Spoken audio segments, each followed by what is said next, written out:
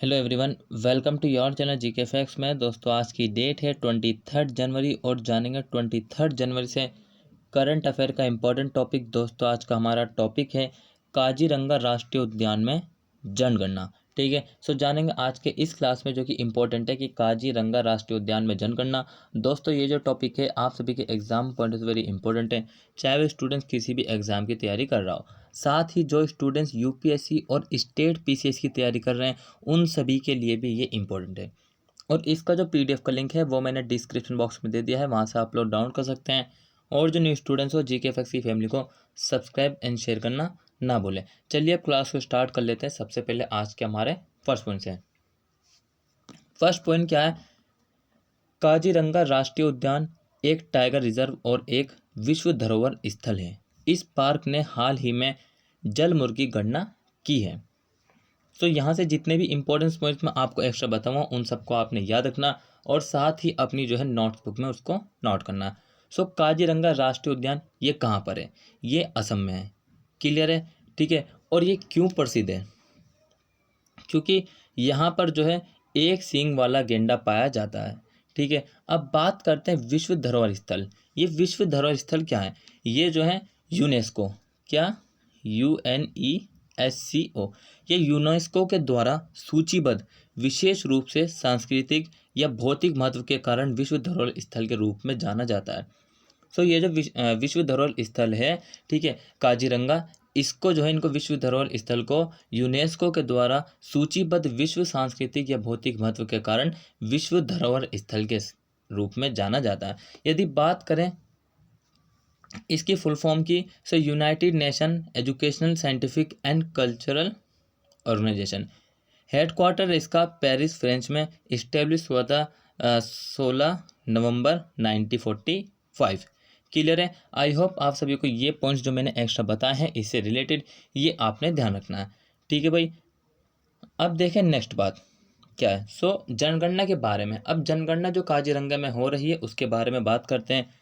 2021 में पक्षियों की संख्या बढ़कर 93,491 हो गई है और 2020 में 34,284 थी।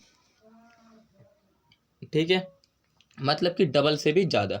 सो 2021 में जो पक्षियों की संख्या थी 93,491 थी और 2020 में वही 34,284 थी। एक साल में पक्षियों की संख्या में 75% की वृद्धि हुई है। क्लियर है? Next points. So next point है जनगणना के दौरान लगभग 126 प्रजातियों को देखा गया है। कहाँ पर? काजीरंगा में। जनगणना में पॉइंट काउंट पद्धति का इस्तेमाल किया गया, मतलब कि पॉइंट दिए गए हैं सभी को। ठीक है, 1 पॉइंट 2 पॉइंट्स इस तरीके से। जनगणना ने 668 हिरणों की सूचना दी।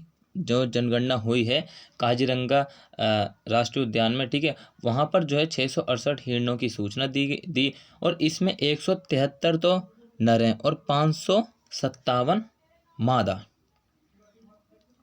ठीक है, और 138 ऐसे हैं जो कि 1 साल के आसपास वाले बच्चे शामिल हैं। दुर्भाग्य से हिरणों की आबादी में कमी आई है। अब हिरणों की आबादी में कमी क्यों आई है इसके बारे में बात कर लेते हैं। देखिए, पहले ये संख्या जो हिरणों की संख्या 907 थी। मुख्य रूप से बाढ़ के कारण पार्क में हिरणों की आबादी में कमी आई है। अब बाढ़ आ जाती है तो जाहिर सी बात है बाढ़ आने पर जो है कुछ हिरणों की मृत्यु हो जाती है या फिर बाढ़ के साथ ही वो कहीं और चली जाती हैं। ठीक है, क्लियर है? नेक्स्ट बात करें तो इस गणना में 66,776 आर्द्रभूमि पक्षियों की सूचना मिली है और इसमें 42,205 राष्ट्रीय उद्यान क्षेत्र में गिने गए हैं। 24,571 बुरहा चापोरी वन्यजीव अभ्यारण्य और लाओखोवा में गिने गए हैं। ठीक है भाई, कहाँ कहाँ पर गिने गए हैं ये मैंने आपको राष्ट्रीय उद्यान क्षेत्र में गिने गए। पहला तो मैंने ये देखिए बुरहा चापोरी वन्यजीव अभ्यारण्य और लाओखोवा में गिने गए हैं हिरण जो आर्द्र पक्षी हैं। क्लियर? नेक्स्ट बात करें तो सभी जानवरों में से बार हेडेड गीज, क्या सभी जानवरों में से बार हेडेड गीज सबसे बड़ी संख्या में थे। इस गणना में 16,552 बार हेडेड गीज, अभी मैं आपको इन सभी की जो है इमेज दिखाऊंगा, जो जो मैं आपको इंपॉर्टेंट नाम बताऊंगा। एक तो बार हेडेड गेज गिने गए हैं, ठीक है, कितने 16,552। और इसके अलावा जनगणना में 6,531 चेती गिने गए हैं, क्या है, चेतीज। और 9,493 नॉर्दर्न पिंटेल, क्या है, नॉर्दर्न पिंटेल। और 2,236 फेरुगिनस बत्तखों की सूचना मिली है। सो ये थे आंकड़े जो कि 2021 में मतलब कि इनको मतलब कि आंकड़ों को देखा गया है, ठीक है, आंकड़े मिले। क्लियर है। अब देखिए, अब हम यहाँ पे बात करने वाले हैं किस किस के बारे में। एक तो देखिए बार हेडेड, इसको बोलते हैं बार हेडेड। अब इमेज इसलिए लगाई गई है ताकि आपको इमेज से जो है ज़्यादा मतलब कि समझ में आए। और बाई चांस कभी आप जैसे काजीरंगा राष्ट्रीय उद्यान में जाएं तो वहाँ पर आप जाने के बाद भी पक्षियों को मतलब कि इनको देखकर ऐसा ना करें, ये मुझे नहीं पता, ठीक है, इसलिए इसको क्या बोलते हैं, बार हेडेड, ठीक है। और नॉर्दर्न पिंटेल इसको बोलते हैं, क्या बोलते हैं इसको, नॉर्दर्न पिंटेल, ठीक है। फेरुगिनस क्या है, ये रही फेरुगिनस बत्तख, ठीक है, क्लियर है। और ये क्या है, ये है फॉग हिरन, क्या है ये, हॉग हिरन, ठीक है, ये है हॉग हिरन, क्लियर है।